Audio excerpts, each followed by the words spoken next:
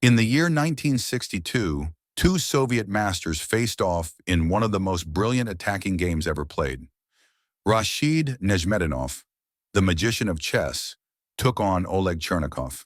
What followed was pure genius, a game that redefined creativity and courage on the chessboard. Watch closely because you're about to witness one of the greatest queen sacrifices in chess history. Rashid Nezhmetdinov is white and Oleg Chernikov is black. So let's see this game. Rashid plays e4.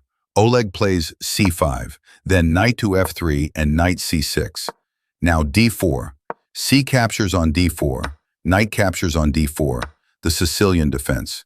We have g6, knight to c3, bishop to g7, bishop to e3, knight to f6, bishop to c4, black castles, bishop to b3. Chernikov played knight to g4. He decided to go for this dark square bishop on e3, and also he opened up the attack on this knight on d4. So on knight to g4, Nezhmetdinov plays queen captures on g4, knight captures on d4, and now queen to h4. So Chernikov plays queen to a5, pinning that knight on c3, and Rashid castles. So in this position, we have bishop to f6. At this point, Chernikov went for a walk, and he was enjoying his stroll and checking out some of the other games. And he thought that the only thing Nezhmetdinov can play is probably queen to h6. I'll just repeat, bishop to g7, then again, queen to h4, and I'll repeat, the bishop to f6, and if he plays something like queen to g3, well, then Chernikov has this idea of playing queen to c3, and after the queen is captured, then knight to e2 to check. So we have king to h1 grabbing the queen, and this is better for black, as white's pawn structure is all messed up. But even if this is playable for white, it would still be a very long-drawn game. Probably. So after Chernikov played this bishop to f6 move, the story goes that Rashid was thinking about the position for some 40 minutes, and a very excited boy run over to Chernikov, and he said, "Well, mister, he sacrificed his queen." And as Chernikov rushed back to the table, he saw that Rashid played queen captures on f6. So let's see how the game continues. Oleg Chernikov will accept the queen, but first he plays knight to e2 to check, just to discoordinate white's pieces for a bit. So, knight captures on e2, and only now he captures on f6, and Rashid brings his knight back, knight to c3. And okay, look at this position. If you ask an engine will say, okay, black is better. But okay, you have your queen and a5 as black, but white has these two bishops eyeing that king at g8, and he has a potentially very dangerous knight that's ready to jump to d5. Nothing can oppose him. And black's rooks are undeveloped. His bishop is still undeveloped. And let's see how Chernikov handles this. So Chernikov plays rook e8, and Rashid defend this pawn on e4. Actively, he plays knight to d5. So now the pawn can be captured because the knight f6 checks. So Chernikov plays rook to e6.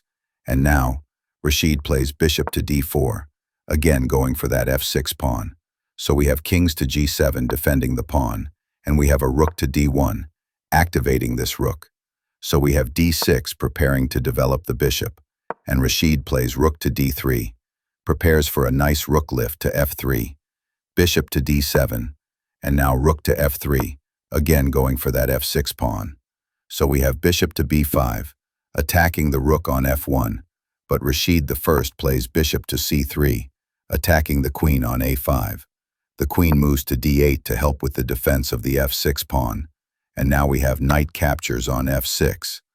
So we have bishop to e2, and in this position, well, this was probably the losing move, bishop to e2. In here, black has to admit that he's not better, and that he should probably play something like rook a to c8, but he plays the bishop to e2, and after bishop to e2, allows Rashid Nezhmetdinov to play this beautiful move, knight captures on h7. And what's the idea of knight captures on f7? Well, if you look at this position, if the knight is captured, then look at this strong bishop's diagonal, and look at this rook going to h3. It would be extremely dangerous for black. So Oleg Chernikov plays king to d8, king to g8, and now Rashid plays rook to h3. So we have rook to e5. Oleg Chernikov would love to exchange this rook for this amazingly strong dark square bishop, but Rashid plays f4. He's not interested in the rook. So Chernikov plays bishop captures on f1, and king captures and f1.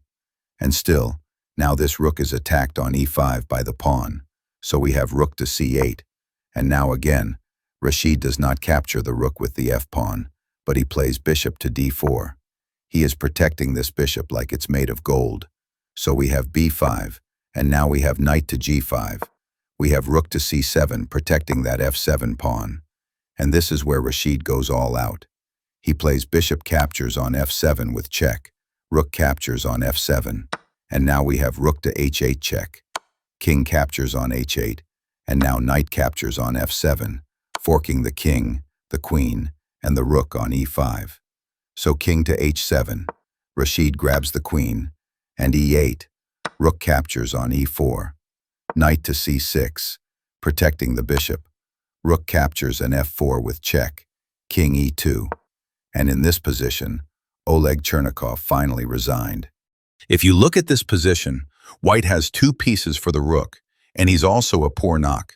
But black has 3 pawn islands, and well, it will be impossible to play this as 2 pieces by themselves that are stronger than the rook, and white's pawns are much better. So yeah, an amazing game, and what an amazing guy, Rashid Nezhmetdinov. Lev Polygaevsky said once that he beat Nezhmetdinov at least a dozen times, but the one game that he lost to Nezhmetdinov was so beautiful that he was trade all of his 12 other games just to be on the side of the border when Rashid defeated him. They have those pieces, and Mikhail Tal once said that losing his game against Nezhmetdinov in 1961 was probably the best day of his life. And with that stunning queen sacrifice, Chernikov had no choice but to resign. Rashid Nezhmetdinov once again proved why he's called the master of attack, turning the impossible into art. If you enjoyed this masterpiece, don't forget to like, share, and subscribe for more legendary chess battles.